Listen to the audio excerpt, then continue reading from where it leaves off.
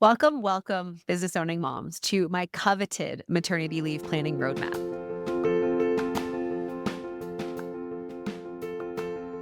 If you guys are ready for a really solid operational breakdown, put the things down, stop what you're doing, stop walking, pull out your notes app, and be here with me for just a second.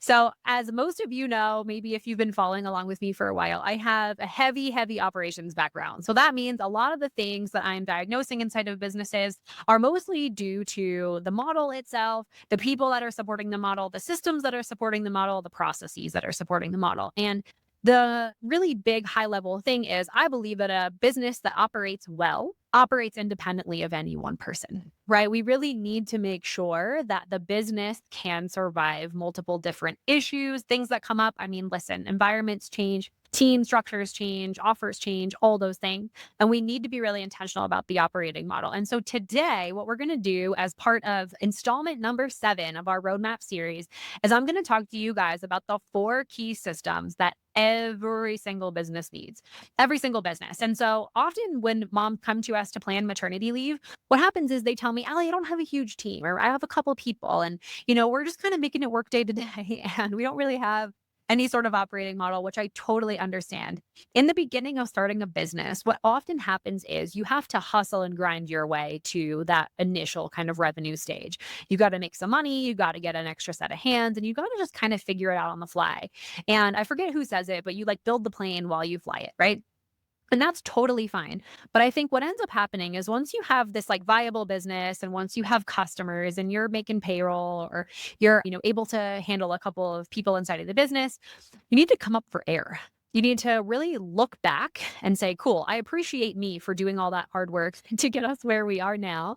And I need to really stabilize this thing so that when we go to grow to the next level, stuff doesn't start to fall through the cracks. So I see this all the time where business owners are in a position where they stay in that hustle and grind mentality way, way, way, way too far into their business growth.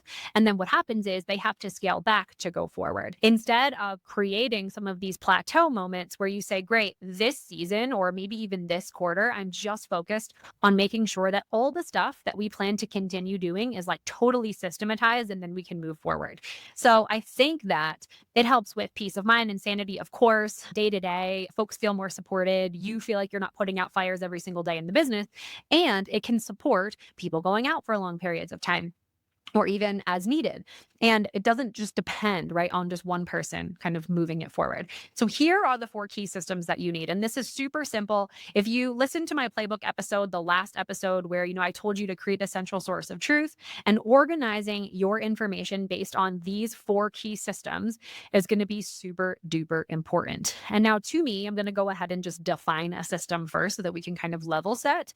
So a system is basically a high level series of events inside of the business. And so systems can likely include people, they can include processes, they can include pieces of technology, lots of different things. And at the end of the day, a system is supposed to provide a particular result inside of the business, right? So you have multiple processes, how to's, do this first, do this second, but it might not create an exact outcome like on the actual SOP. But a system is put together to do 4 really important things. First is lead generation. So you need eyeballs. You need people who understand that you have a solution to maybe the problems that they're, seeking, or at least you understand the problems that they have. Right. So lead generation can look like organic, it can look like borrowed, it can look like paid. And generally speaking, we need a way, a system, right? Whether that is organic or paid or borrowed, that you can take people who have no idea who you are and bring them into your world, whether that's followers on Instagram or followers or connections, people subscribing to your newsletter on LinkedIn, whether that's getting onto your email list, which I highly suggest. So those couple of things, a lead getting system to just totally dumb it down. It really is going to be one of the first key systems that need to happen inside of the business. You need people to understand who you are. Next is a conversion system. So conversion system, it might look like a sales call. You might invite somebody and say, hey, listen, I do high ticket one-on-one services. I'd like to talk to you about how that goes. So that could look like a sales call. Or you could create a webinar. You can create some kind of training or something that leads somebody through something, and they go ahead and they purchase at the end of your webinar. It can be a live event. It can be you physically getting people together in a room or doing a workshop so that they can understand, the benefits of what you're providing. And then they take the next step with you. So conversion system, really, really important. Again, involves multiple people, maybe multiple pieces of tech, a longer runway of time, which is really important.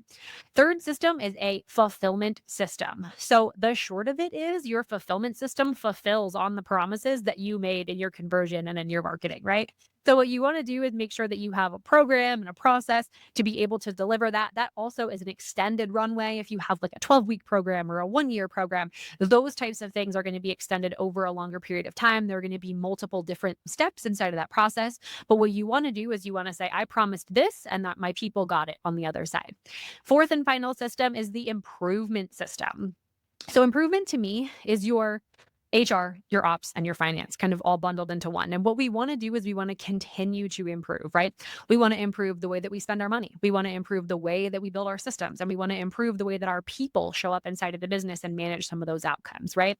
So having a feedback loop and a way that you're managing particularly those three things, right? The fuel into your business, it's going to be really, really helpful to have a system in place for that. So don't buy traction. Don't go and get scaling up. Don't even look at Clockwork, which I think Clockwork's really great. Generally speaking, those are for larger companies. They're more cumbersome operating systems. Just focus on asking yourself this really simple question. Do I have at least one of these in each and every category? So you need a way to get leads, you need a way to convert them, you need a way to deliver, and you need a way to improve. Those are the four things. And honestly, if you're in a position where, let's just say, for example, you have multiple offers or multiple programs in the fulfillment section, and you're like, I don't have a consistent way to get leads for this, or I don't have a consistent way to sell this, try to get one across the board before you move to the next thing, ideally. It's going to simplify your business. It's going to be a really, really incredible experience for you. And it's really going to help kind of calm the nervous system as you prepare to take leave. So if you're enjoying this series, I would really love to hear from you. So leave us a rating on the podcast, give us 5 stars, tell us which installment you've loved the most. And I love doing this. So if you guys have questions for me, send me a DM at Master Maternity Leave if you want me to answer. I'm going to do some live Q&A at the end of this series. So I'd love to hear from you and hear what kind of questions that you have. But I'll see you guys on the next installment. Take care.